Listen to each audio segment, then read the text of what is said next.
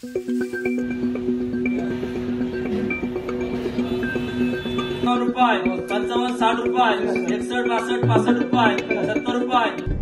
उत्पादक शेतकरी ज्या पद्धतीनं आक्रमक होऊन आपली बाजू मांडत होता, या दबावाचा हा नक्कीच एका अर्थी विजय आहे, परंतु केंद्र सरकारनं हा निर्णय घेत असताना काहीसा उशीर केला आहे, ही सुद्धा गोष्ट नमूद करावी लागेल।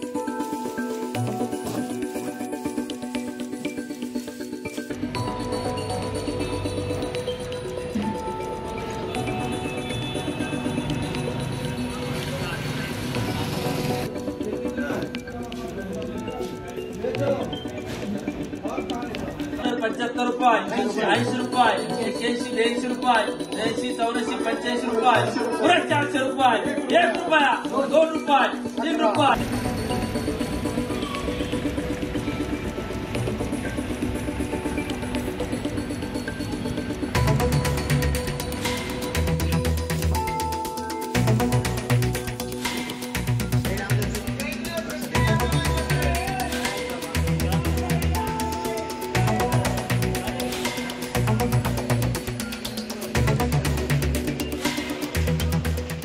हाती आलेल्या बातमीनुसार केंद्र सरकारनं कांद्यावरील निर्यात बंदी उठवण्याचा निर्णय घेतलेला आहे आणि आताच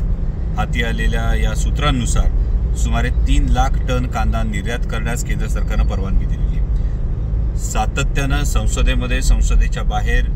आमच्या नेत्या खासदार सुप्रियाताई सुळे असतील, मी असेल,